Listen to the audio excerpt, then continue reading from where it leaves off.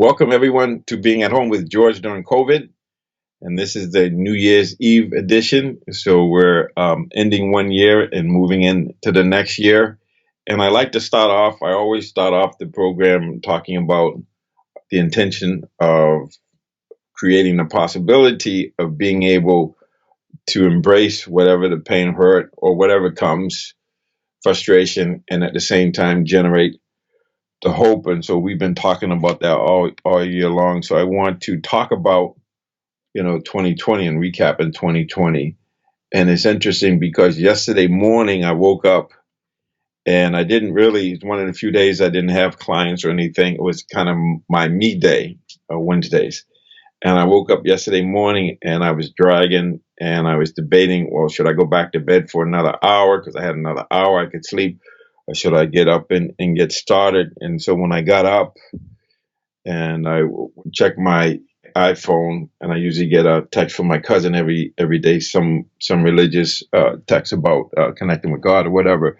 But he had sent me a text the day before, and it was this thing about, hey bro, Mark Litton wrote, a real man is the kind of man that when your feet hit the floor each morning, the devil says, oh crap, he's up. Brother, life is too short to wake up with regrets. So love the people who treat you right. Forgive the ones who don't just because you can. Believe everything happens for a reason. If you get a second chance, grab it with both hands. If it changes your life, let it. Take a few minutes to think before you act when you're mad. Forgive quickly. God never said life would be easy. He just promised it would be worth it. Today is Brother's Day. Send this to all your brothers, fathers, sons, and me if I am one. If you get back 7, you are loved. Happy Brother's Day. I love ya, brother. To the cool men that have touched my life, here's to you. A real brother walks with you when the rest of the world walks on you. Send to all your brothers for your big bro salute. Then smiley face with glasses.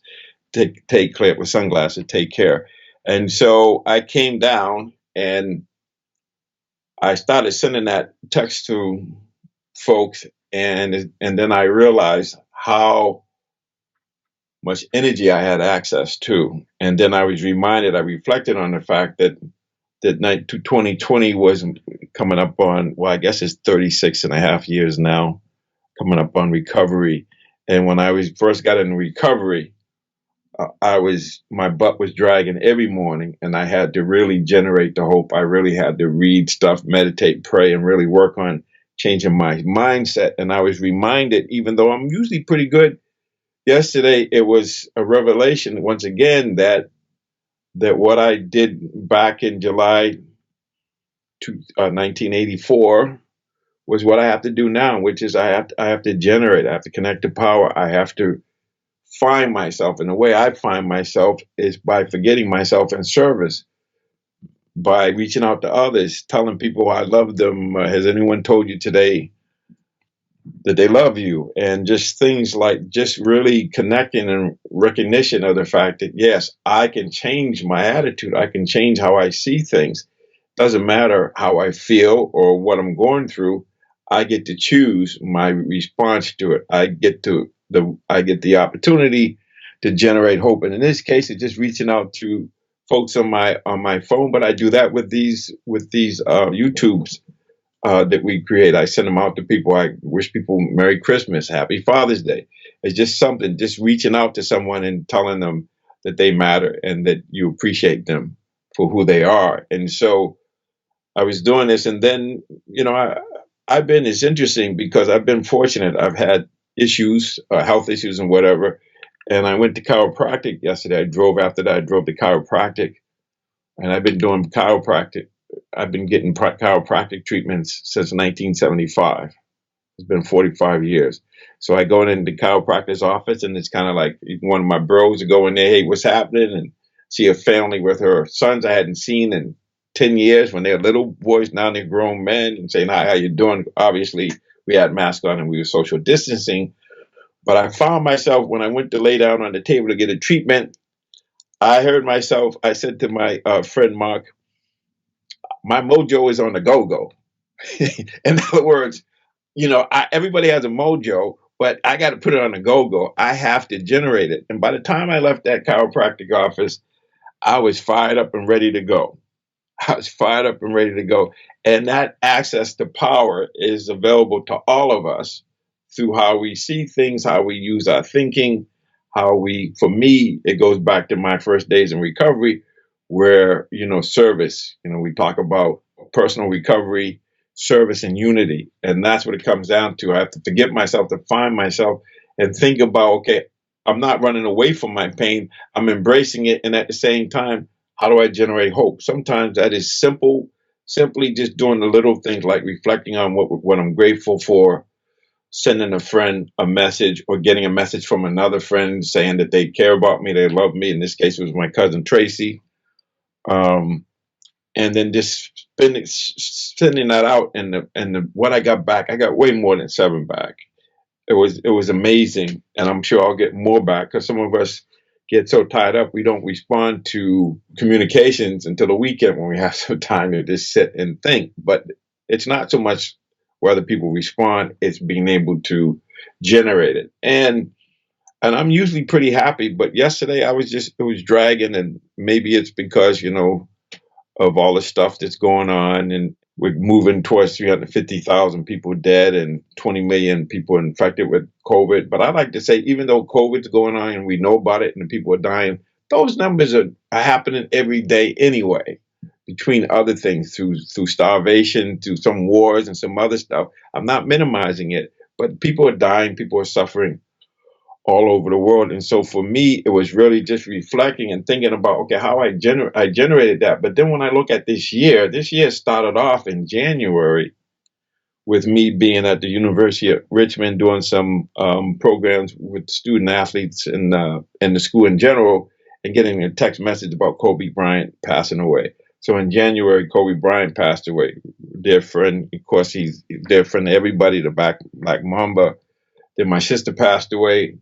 My friend, real good friend from high school, one of my best friends from high school, passed away, and I found myself, even though I was dealing with that stuff, because of this practice, this process that I'm sharing with you, I felt at peace in spite of having the losses. And then moving through this year, my uncle Joe passed away. He was like 107, and cousin Bobby, my cousin Cheryl, and others, just many family members and friends, my Aunt Catherine. Just death is all over. And then people I know who I couldn't go to their funerals for whatever reason. And then just the suffering, the amount of people who don't have food security, just a lot of suffering, and how to say yes to all of that, but at the same time, generating the hope and just really thinking about, well, how can I help somebody today? How can I find myself by forgetting myself and just realizing that, in spite of all the things that are going on, I'm pretty fortunate to be able to, just to be able to pay my taxes, to pay my bills, to show up most of the time when I can, to deal with all my own issues around health issues or whatnot. The commitment I've had to, just going to chiropractic for 45 years. That meant when I was going to chiropractic in 1975, people were looking at me like something was wrong, just like meditating or doing all this other stuff. And now it seems like people are catching up where, okay, this self-reflection or taking personal responsibility. And as I want to think of John Kennedy, I'm old enough to remember his inauguration when he says, ask not what your country could do for you, ask what you could do for your country. And then the whole idea of profiles and courage, of saying yes when it's hard to say yes because you're going against your tribe or whatever, but to keep our humanity in our hearts, so that we remember that it's about compassion, it's about love, it's better together. And so as I reflect on this and just doing just a series of YouTube posts for 10 months or so, there's a ton of them, and I'm learning not only from them but learning from life, just learning that all of these seeds that I planted are now bearing fruit, and that I can learn until the time that I die. And I remember I won't say who he was, but I was doing a program with this psychologist, and he has some ailments. And when we had a program, and they said, well, I hope you can do this as long as you're capable. And he says, I'll do it until I die. Like, this is how powerful it is for him. It's like, yeah, I'm dying, I'm going to die, but I'm going to live each moment, and I'm going to continue to serve until I can't serve. And I had the same experience with my nephew Kenny 2 years ago, where he's been in a wheelchair, and he was still, even when he had cancer, he was still going into the hospitals helping people who just were newly paralyzed. And so there's a lot of role models out there. You have these first responders, you have people that are going out there getting in harm's way. So what's my point? My point is that this year has been extremely difficult, extremely challenging, and at the same time, there's some seeds of greatness in this year.